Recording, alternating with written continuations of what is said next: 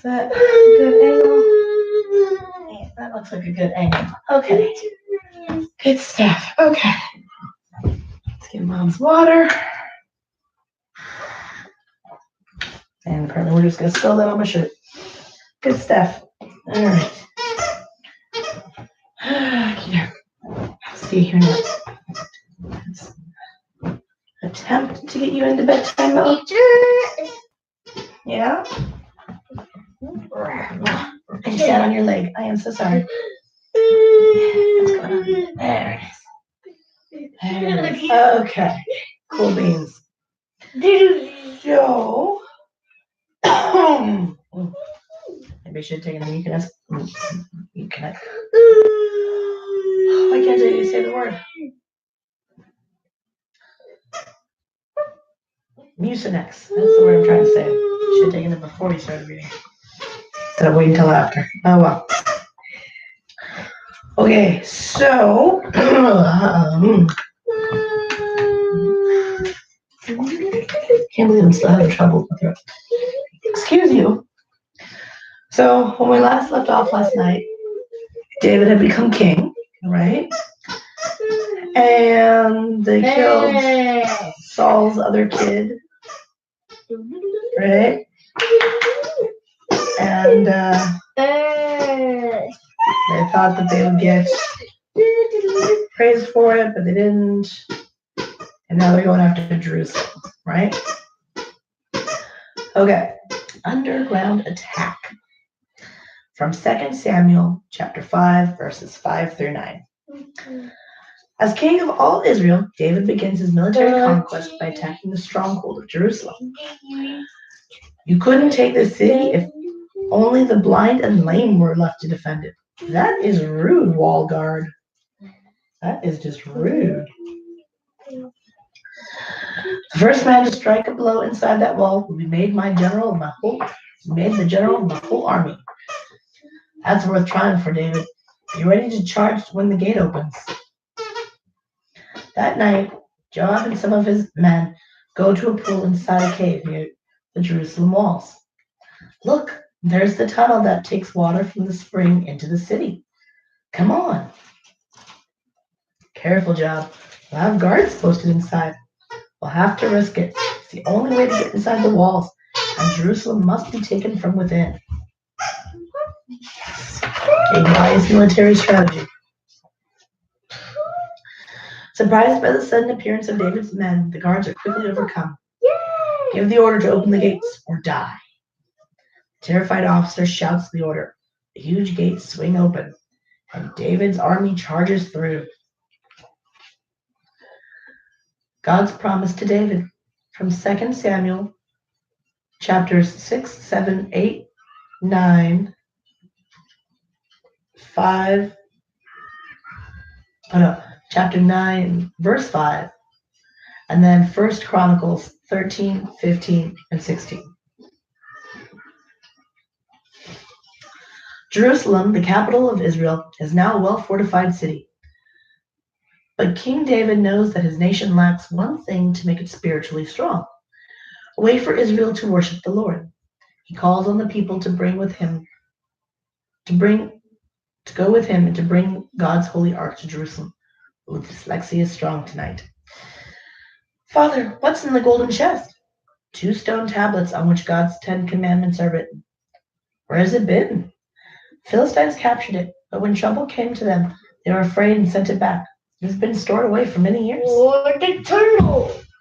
Turtle? Yeah. Or the newt. Or the newt, really. Or the turtle. The ark is a symbol of God's presence. So it is a sacred moment for the Israelites when the ark is brought to Jerusalem. The dolphin. Yeah. Are you sure? What are you doing? Stop that. Who is this King of glory? Lift up your heads, O ye gates, and the King of glory shall come in. Who is this King of glory? The Lord is the King of glory. All right. Good answer. As the ark is placed in its special tent, musicians appointed by David burst forth in song. Give unto the Lord the glory due unto his name. Bring an offering and come before him. Worship the Lord in the beauty of holiness. But one day, David looks at the tent and calls Nathan, the prophet of God, to him. It isn't right for God's house to be a tent while I live in a palace. I'd like to build a temple to God. I'm sure God will be pleased.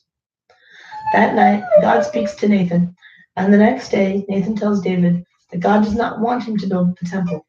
David is a man of war, and the temple is to be built by a man of peace. God promises to give David a son who will build a house for God. Then David remembers a promise he himself made years before to his best friend Jonathan. Each had vowed to be kind to the other's children. David inquires about Jonathan's family. Yes, Prince Jonathan had a son. Oh, and he gave him a terrible name.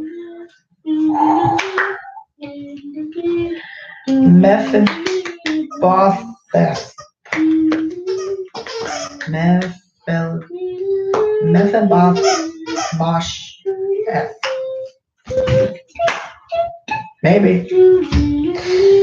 Your guess is as good as mine. I don't know that name. Send for him. Remember, he is also King Saul's grandson. But for you, he might be sitting on the throne of Israel. He may hate you.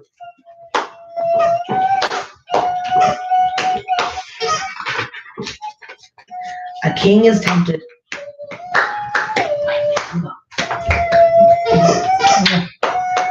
From 2 Samuel chapter 9, verses 6 through 11, and chapter 14.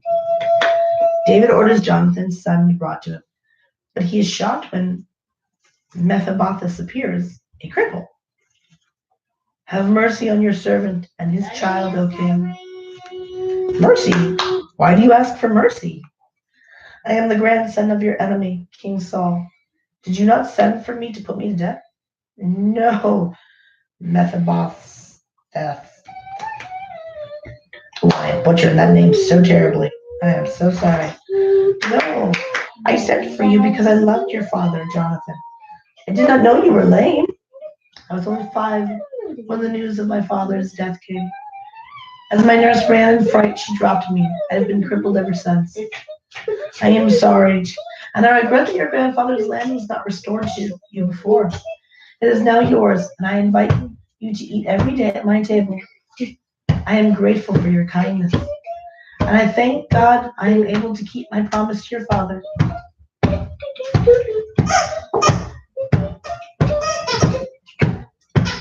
Why do you have the crazy? Under David's leadership, Israel grows stronger every day. But rulers of the countries around were worried. Word has come that the Syrians and Ammonites are joining forces against us. I can't leave Jerusalem now, Joab. Call up the army and go out to meet them. Joab takes charge of the war. About a year later, as David strolls on the roof of his palace, who is that beautiful woman? Bathsheba, the wife of Uriah. I don't feel like I said that right either. A soldier in your army. David sends a messenger to bring Bathsheba to his court. You sent for me, O king? She's even more beautiful than I thought. If only I could marry her. Problem is, Uriah is her husband. Soldiers sometimes die in battle. That's it. Thinking only of his love for Bathsheba, David sends for Uriah on the excuse of asking about the war. The enemy is strong. Joab thinks we can force their surrender soon. I am sure of it. Prepare them to return to the front and take this message to Joab. King David's sin. From 2 Samuel chapter 11, verses 14 through 27. Uriah, the husband of Bathsheba, returns to the battlefront with a message from King David to Joab, general of the Israeli forces. Welcome back, Uriah. Did you see the king? Yes, he asked about the campaign. I told him of your plans to force the city into surrender. Here is a message from him. Joab breaks the king's seal and reads, set Uriah in the thick of the fight so that he will be killed. Joab is stunned. We are to attack the city at once. Tomorrow you will lead an assault against the main gate. That is all. The main gate is held by the best troops of the city. Very well. I will obey. Uriah obeys and boldly attacks the gate, but he is killed by archers protecting the wall. The Israelite attack fails. Joab calls back his troops and sends word to David. We fought bravely, but the archers on the city walls had the advantage. Uriah, the leader of the attack, was killed. Tell Joab not to feel badly. War always takes some of our best men. Step up the attack and take the city. Across the city, Bathsheba mourns for her husband, but in her heart she knows she is free to marry the king. When Bathsheba's time of mourning is over, David calls her to the palace, and they are married. Long live the king! Long live the queen! I don't want your tootsies in my face. Okay? Later, when a son is born to Bathsheba, the king and all Israel rejoice. God is not pleased. Even while the people shout their praises, a man of God is on his way to the palace. The king's punishment. David has married the beautiful Bathsheba. When their son is born, David is proud and happy until one day, Nathan, the prophet of God, comes to see him. Welcome, Nathan. What can I do for you? I have come to tell you about a great injustice that has been done in your kingdom. Injustice in my kingdom? Tell me about it. There were two men in a city. One was rich, the other poor. The rich man had many flocks. The poor man had only one little lamb, which he loved dearly. One day, the rich man had a guest. He took the lamb from the poor man and had it killed to serve for the feast. During the telling of the story, David's anger mounts. The man who would do that should be put to death.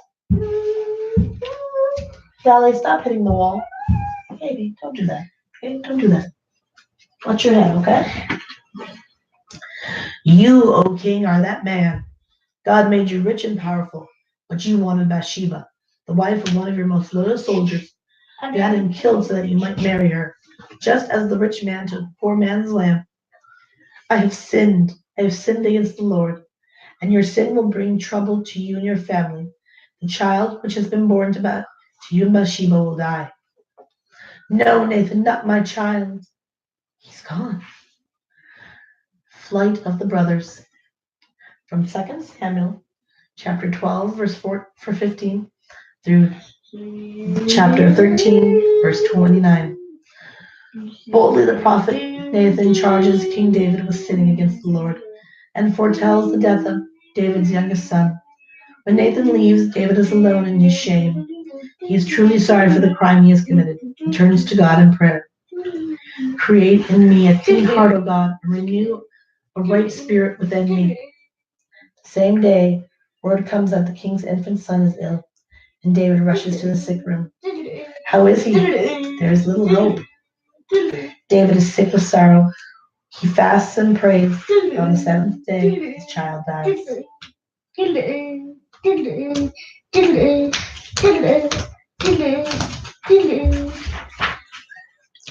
I turn the page? No? Right. Meanwhile, Joab, David's general, continues the siege against the city of Rabbah. To honor David, he sends word for the king to come and make the final attack. David leads the charge and the city surrenders. Returning victorious to Jerusalem, David is greeted with shouts of praise. He is pleased and proud. Israel is strong, and no nation would dare attack it. But David does not realize the trouble building up within his own palace walls when danger is thrown. Soon after David's triumphant return, Prince Absalom makes a special visit to his father. It's sheep shearing time. I'm having a big feast in the country. Will you honor my guests with your presence? Thank you, Absalom. But if you are having a big feast, I don't want to add to your expenses. Then may my brothers come. Prince Amnon can represent you. Amnon. I thought Absalom hated him. Yes, I am pleased that you want to honor your brothers this way. Absalom does not hate his older brother. Does hate his older brother. his older half-brother, Amnon, who has first right to David's throne. When Amnon accepts the invitation, Absalom calls in his servants. Amnon is coming to the feast. When I give the word, kill him. At the height of the feast, Amnon is killed. Afraid for their lives, the rest of the brothers flee into the night. A prince's command. From 2 Samuel 13:30 through 14:30.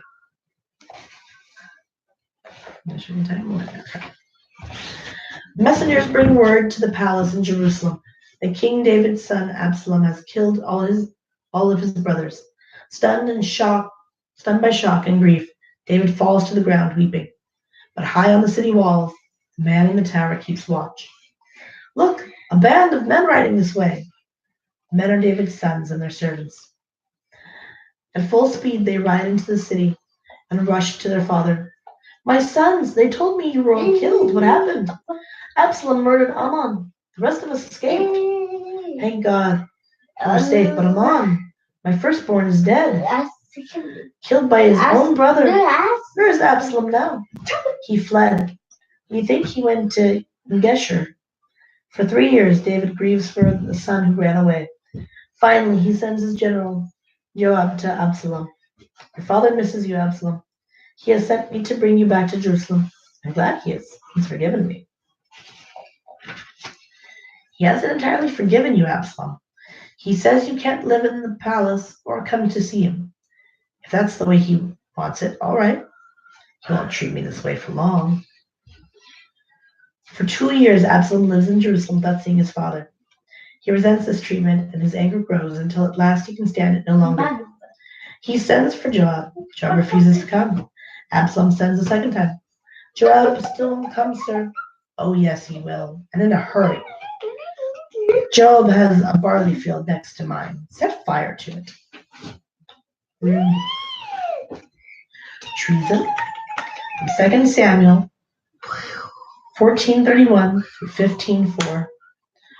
When David's general Joab refuses to obey Prince Absalom's request to come see him, Absalom orders Joab's grain field set on fire. At the sight of the burning field, Joab sets out at once for Absalom's house. He may be a prince, but someday I'll get even with him for this. Your servant set fire to my grain. Why? I sent for you and you refused to come. I thought this would bring you. I'm a prince, and I should be treated like my brothers. Go to my father and ask him if he will see me. But he asked me to come back to Jerusalem. If he wants to punish me for what I did, let him do it. If not, let him treat me like a son again. Joab carries Absalom's message to King David.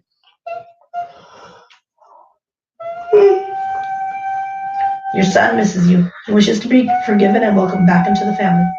He misses me no more than I him. I miss him. Tell him to come to me. Absalom pretends to be humble as he bows before his father, asking forgiveness, but in his heart he has an evil plan. Rise up, Absalom. You are forgiven. From now on you will be welcome at the palace as a prince of Israel. Absalom loses no time in letting the people of Jerusalem know that his father has forgiven him. Absalom is the most handsome of all the princes of Israel. His chariot and horses are as fine as the king's own. And at the city gates, he encourages men to tell him their problems. I've been cheated by the tax collector, and I'm going to take my case to the king. My father's too busy to worry about the problems. Now, if I were king, but I'm not, and until I am, I can't do anything for you. This may be treason, but I wish you were king.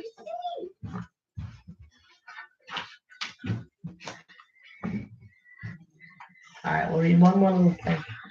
Revolt. From 2 Samuel 15, verses 7 through 13. For several years, Absalom carries on a campaign to gain followers so that he can overthrow his father's kingdom. At last, the time is ripe for his final move. He goes to his father. After I killed my brother and was living in Geshur, I made a vow that if I could return again to Jerusalem, I would serve the Lord. May I go to my birthplace, Hebron, and offer sacrifice to God? You have my permission, son, and my blessing. Absalom gets ready to go, but before he leaves the city, go to all the tribes of Israel. Invite them to come to Hebron. Tell them that when they hear the trumpet, they are to shout, Absalom is the ruler in Hebron. In Hebron, Absalom waits until great throngs of his followers reach the city. Then he appears before the people. The trumpet sounds. Absalom, long live the king! Absalom is the ruler in Hebron. Later, Absalom calls for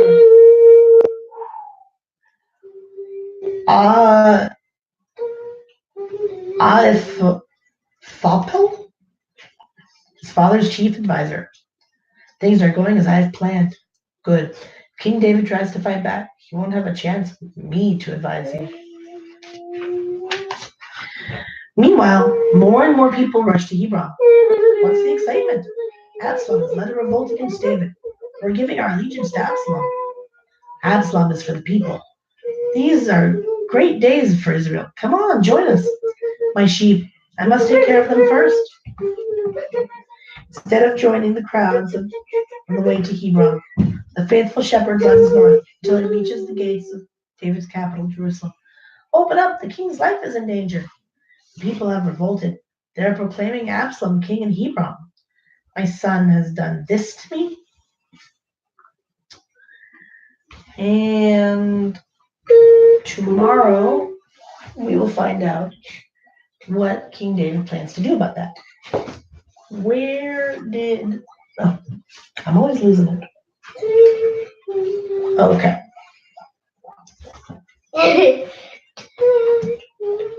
You ready for bed, mister? Or to play Crossy Road until you pass out?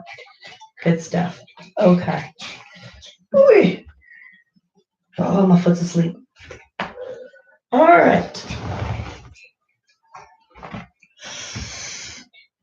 Oh, can you say goodnight?